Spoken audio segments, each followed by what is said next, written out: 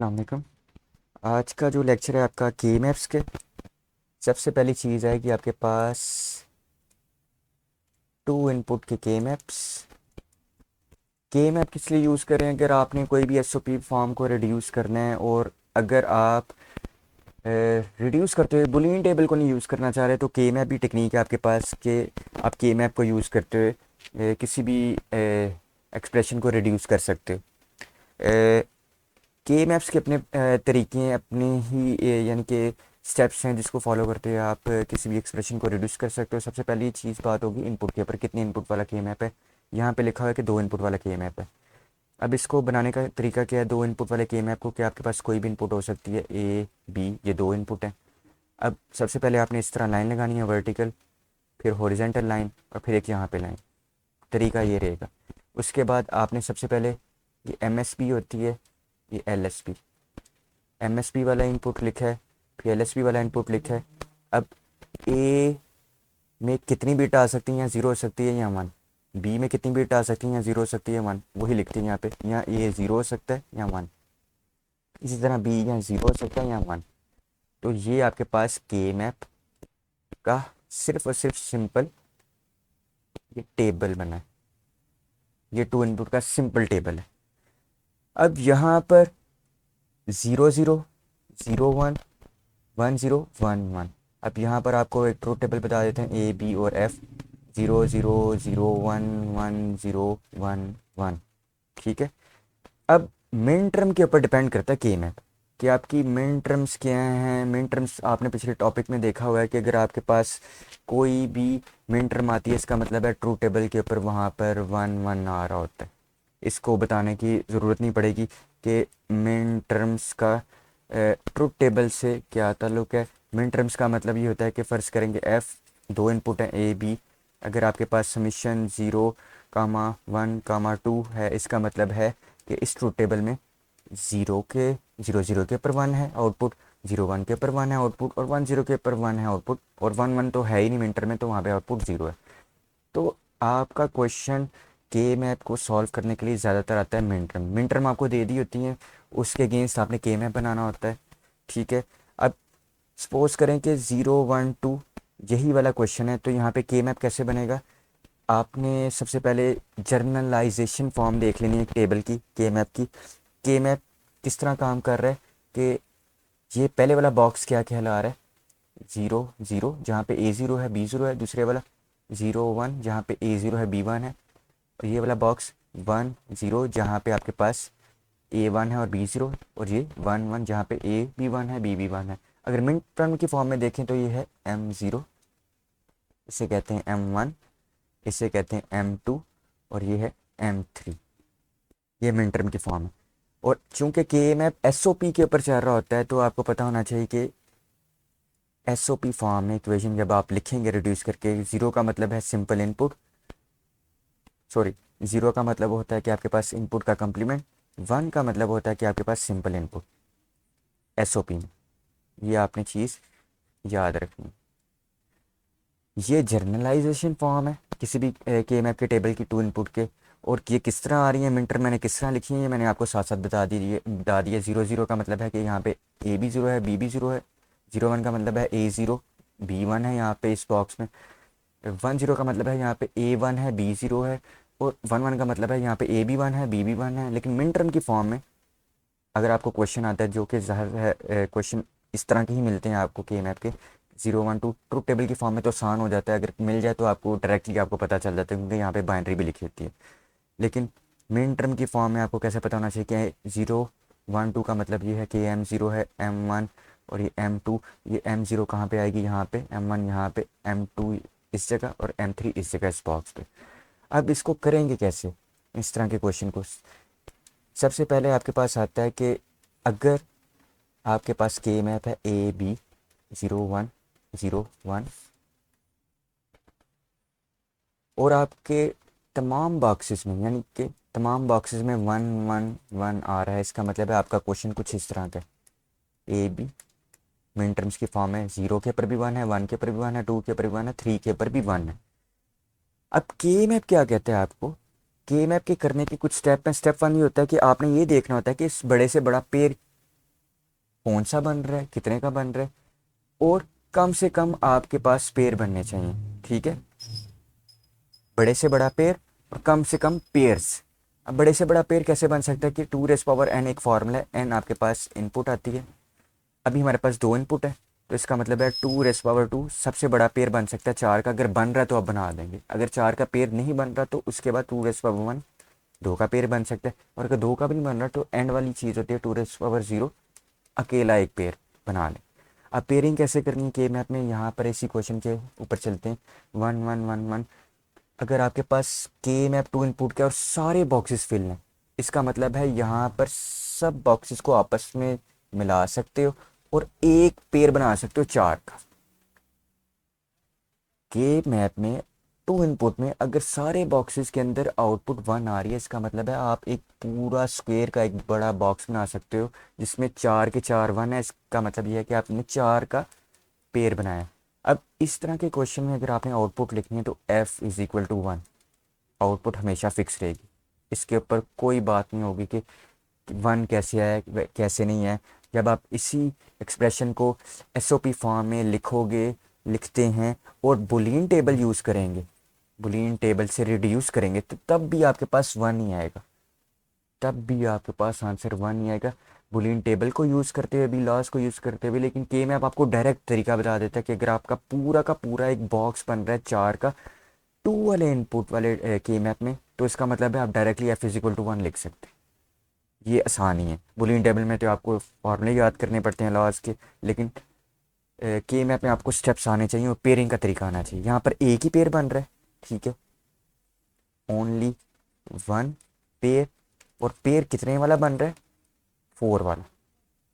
इसके बाद एक और क्वेश्चन आपको करवाते हैं कि आपके पास मिनटर में f(a,b), यहाँ पे आपके पास मिनटर में आ रही हैं 0 1। यहाँ पे क्या पेयर बन सकता है, देखते हैं। a b 0 1 0 1, सिंपल एक जनरलाइज फॉर्म बना लिए। m0 के ऊपर 1 है, m1 के ऊपर 1 है, इसका मतलब है m0 ये है 0 0, इसके ऊपर 1 है, और m1 के ऊपर 1 है, यानी कि इधर 1। अब मुझे पता है कि मेरे पास 2 रेज़ पावर 2 4 का पेयर बन सकता है, या फिर 2 का, या फिर 1 का। अब यहाँ पे 4 का पेयर नहीं बन सकता, क्योंकि 4 के पेयर के लिए आपके पास इस बॉक्स पे भी 1 होना चाहिए, इस पे भी 1 होना चाहिए। इसका मतलब है 4 का पेयर नहीं बन सकता। सबसे पहले आपने देखना ही ऊपर से स्टार्ट करना है, सबसे बड़े पेयर से स्टार्ट करना है। अगर वो नहीं बन रहा तो नीचे आना है। कभी भी इस तरह नहीं करना कि पहले आप सबसे छोटे पेयर से स्टार्ट करें और ऊपर जाएं, ऐसा गलत हो जाएगा। आपने हमेशा बड़े से स्टार्ट करना है और नीचे तक आना है देखते हुए, वो तरीका ठीक है। मैंने क्या किया, मैंने यहाँ पे सबसे पहले सबसे बड़ा पेड़ देखा, 4 का नहीं बन रहा, ओके 2 का बन रहा है। अब 2 का पेड़ ये यहाँ पर आपस में आपके पास 1 1 है, तो आप यहाँ पे 2 का पेड़ बना सकते हो। और पेयरिंग इस तरह आप कर सकते हो, 1 और 1 आपस में आमने सामने, तो वहाँ पर आप पेड़ बना सकते हो। यहाँ पर जब आपने एक पेड़ बना लिया तो इसकी इक्वेशन कैसे लिखनी है उसका तरीका बताने लगा हूँ आपको। एक पेड़ आपने इस तरह बना लिया, क्योंकि आपस में 1 1 साथ साथ थे, तो आप पेड़ बना सकते हो। कहाँ पे पेड़ नहीं बन सकता, कौन सा तरीका गलत है पेड़ बनाने का, वो मैं आपको साथ साथ बताऊंगा, लेकिन जो तरीका ठीक है वो आपको साथ साथ बता रहा हूँ। इस तरह से आपका पेड़ बन सकता है, 1 और 1 हॉरिजेंटल आपके पास साथ साथ है। अब जब 1 1 आपके पास साथ साथ है, तो आपने आसान तरीका ये है, 1 1 लिख लिया यहाँ पे, इसके ऊपर आपके पास जो बाइनरी है वो लिख लिया 0 और 1, और यहाँ पे जो बाइनरी है वो लिखती है 0। ऊपर जो थी बिट आपके पास इनपुट थी बी, बी चल रही थी, यहाँ पे साइड पे लिख देता हूँ, ये आपके पास ऊपर बी वाली इनपुट चल रही थी सारी की सारी, और यहाँ पे आपके पास ए वाली चल रही थी। अब जब आपने पेयर बना लिया ये वाला, तो इक्वेशन कैसे लिखनी है, इक्वेशन लिखने का तरीका ये है कि आउटपुट के ऊपर सिर्फ वही वाली इनपुट आएगी जिसके अगेंस्ट आउटपुट चेंज नहीं हो रही।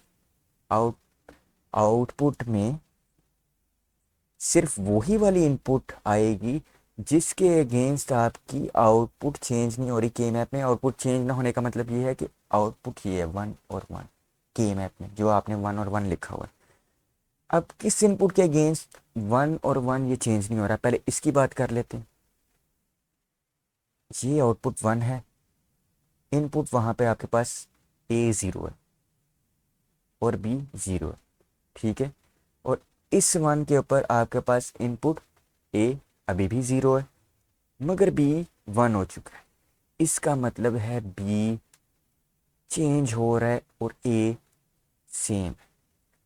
मैंने फिर बताया कि यहाँ पे आउटपुट के ऊपर सिर्फ वही वैल्यू आ सकती है जिसके लिए आपकी इनपुट चेंज ना हो, सेम रहे। अगर इनपुट सेम है तो वही चीज़ आएगी, कि इनपुट चेंज होगी वो कभी भी आउटपुट पे नहीं आएगी। जो इनपुट सेम है वो ए है। अब ए को लिखने का तरीका ये, ए की बिट थी 0, चूँकि के मैप आपका एसओपी पे डिपेंड करता है। एसओपी कहती है कि अगर आपके पास 0 आ रही है तो इनपुट को कम्प्लीमेंट के साथ लिखना है, और अगर 1 ना आ रहा है इनपुट वैसे के वैसे। इसका मतलब है आपके पास यहाँ पे आउटपुट आएगी एफ इजकल टू ए का कम्प्लीमेंट। ये आपके पास आंसर। इसी तरह एक और क्वेश्चन है आपके पास कि मिन टर्म अगर आपके पास है एफ ए कामा बी, आप कह लें कि समीशन 1 और 2,3 ये करते हैं। समीशन 2,3 यहाँ पे आपके पास है A B 0 1 0 1,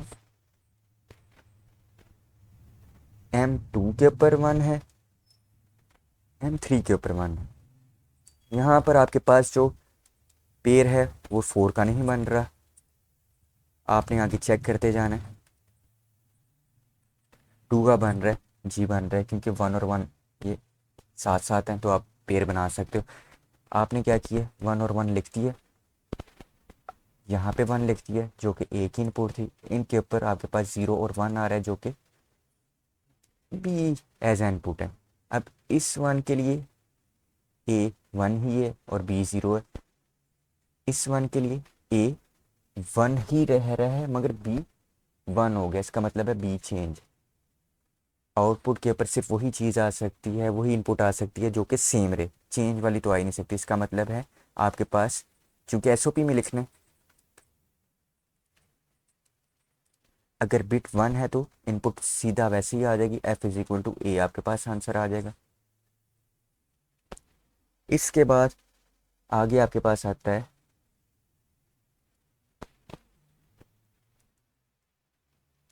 A comma B summation 0,3,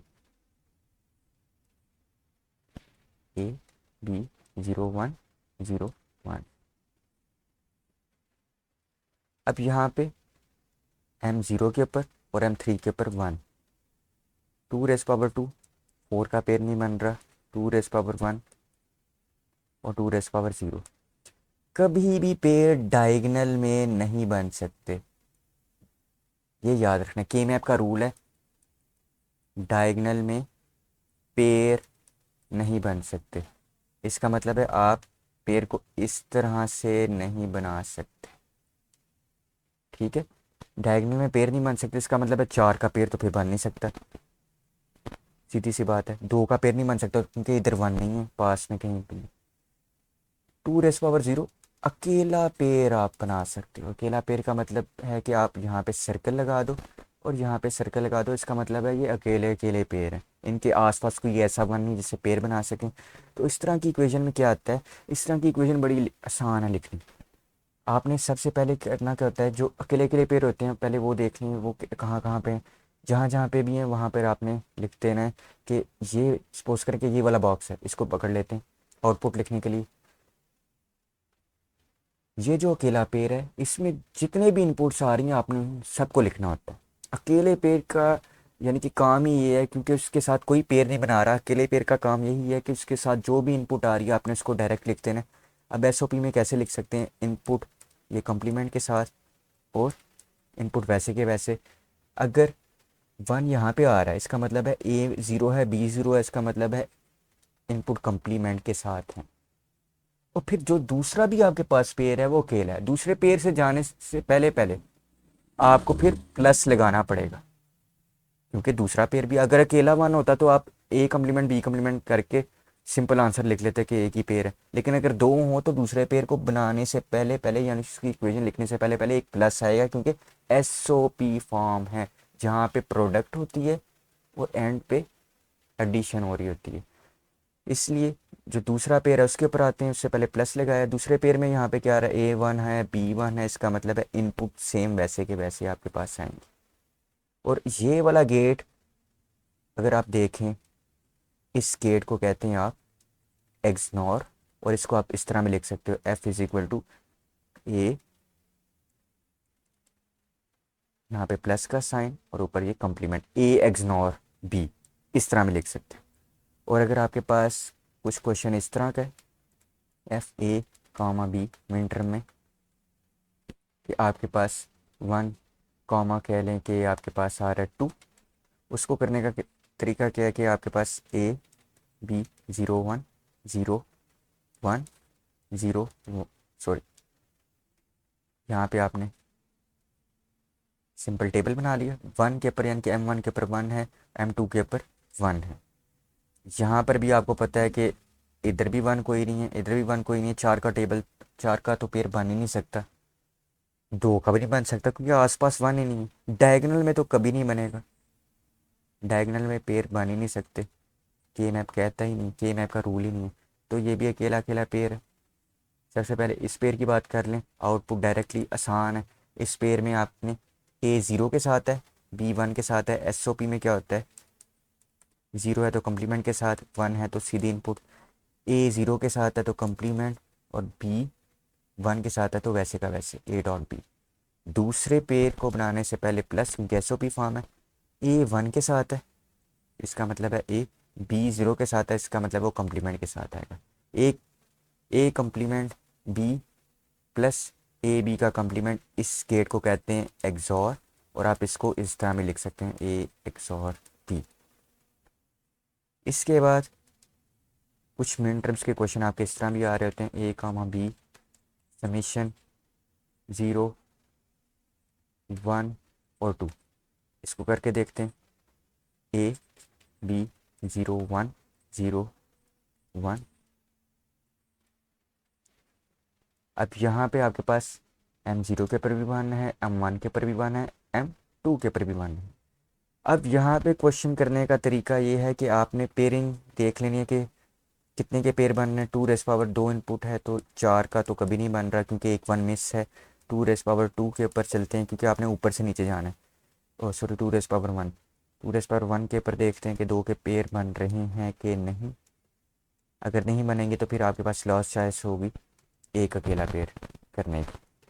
अब 2 के पेयर किस तरह बन रहे हैं, इस 1 के साथ ये 1 है, एक पेयर ये बन गया आपके पास। अब ये 1 अकेला बच गया, इस 1 के इधर 1 नहीं है, मगर इस 1 के ऊपर 1 लाजमी है। मैंने आपको कहा डायगोनल में नहीं बन सकते। अभी तक जितने भी पेयर सिखाए हैं साथ साथ वाले, वो थे हॉरिजेंटल। अब वर्टिकल में भी बन सकते हैं आपके पास पेयर, वर्टिकल में भी पेयर बन सकते हैं, हॉरिजेंटल में भी पेयर बन सकते हैं, लेकिन डायगोनल में नहीं। यहाँ पे 1 के ऊपर 1 है तो ये पेयर बना सकते हैं 1 के साथ, मगर ये वाला 1 इसके साथ डायगोनल में पेयर नहीं बना सकता। वो गलती होगी अगर आपने डायगोनल में पेयर बना दी। तो सबसे पहले इसको रेस करते हैं साइड से ताकि आप इक्वेशन लिखते हैं। इस पेयर की बात कर लें कि 1 और 1, ये जो हॉरिजेंटल वाला पेयर इस तरह बना हुआ था, इस 1 के ऊपर B की इनपुट लिख देते हैं 0 1, ये इनपुट्स। इधर आपके पास A0 के साथ है, वही जिस तरह आप पहले करते थे। B चेंज हो रहा है, सामने दिखाई दे रहा है, इस 1 के ऊपर B0 भी है, इस 1 के ऊपर B1 है, लेकिन A0 रह रहा है। तो आप आउटपुट इस वाले पेयर की सबसे पहले लिख दोगे A कम्प्लीमेंट, क्योंकि अगर 0 के साथ आ रहा है SOP में तो कम्प्लीमेंट, 1 के साथ इनपुट आती है तो इनपुट वैसे के वैसे। अब दूसरे पेयर की बात कर लेते हैं, 1 और 1। यहाँ पे B की वैल्यू 0 है और A की वैल्यू कभी 0 हो रही है कभी 1, A चेंज हो रहा है। इस 1 के ऊपर A की वैल्यू 0 है, इस 1 के ऊपर A की वैल्यू 1 है, ये देख सकते हैं आप, लेकिन B 0 है। इसका मतलब है हमने सिर्फ वही वाली वैल्यू लिखनी होती है जो सेम होती है। B 0 के साथ है, इसका मतलब है B कम्प्लीमेंट के साथ आएगा। तो ये है आपके पास मल्टीपल पेयर वाला क्वेश्चन। इस तरह एक और क्वेश्चन आपको करवा देते हैं, FA, B आपके पास कह लें कि 0 1 और 3। A B 0 1 0 1। 0 के ऊपर 1 है, M1 के ऊपर 1 है, M3 के ऊपर 1 है, एक पेड़ आपका इधर बन जाएगा देखे बगैर। 4 का तो बन नहीं सकता, 2 का बनेगा। अकेला पेड़ नहीं बनाना, मैं फिर से बता दूं आपको, आपने ऊपर से स्टार्ट करना है। 2 दो इनपुट थी, 4 का पेड़ नहीं बन रहा, 2 1 2 का पेड़ बन रहा है। और जब तक बनता रहेगा तो आपने बनाते रहना है। डायरेक्टली आपने ये अकेला एक 1 दे के इसके साइड पे कोई भी पेड़ नहीं बना रहा तो आपने ये नहीं करना कि अकेले को ही पेड़ बना लें, नहीं। अगर 2 का बन रहा है तो आपने 2 का बनाना है, क्योंकि आपने ऊपर से नीचे की तरफ देखना है, ना कि नीचे से ऊपर की तरफ। ठीक है, नीचे से ऊपर की तरफ नहीं, ऊपर से नीचे की तरफ, हायर से लोअर की तरफ जाना है, जिससे आप कहते हैं कि डिसेंडिंग ऑर्डर में आप देख रहे हैं। तो यहाँ पे एक पेड़ यहाँ पे बन रहा है, इस वाले पेड़ को उसी तरह A 0 है, यहाँ पे आपके पास 0 आ रहा है, 1 ये बी की इनपुट है, इसका आंसर सेम उसी तरह रहेगा A कम्प्लीमेंट SOP में प्लस। और दूसरा जो पेड़ आपके पास था, बी की वैल्यू यहाँ पे 1 है और A की 0 1, तो बी सेम रह रहा है और B 1 के साथ है, इसका मतलब है ये खाली B, F is equal to A complement plus B. तो ये आपके पास अभी तक 2 इनपुट का मैंने आपको के मैप समझाया है। इसके बाद 3 इनपुट की बारी होगी और फिर 4 इनपुट के हम ऊपर चलेंगे। ओ नेक्स्ट वीडियो में आपसे दोबारा मुलाकात होती है। ओके, अल्लाह हाफिज़।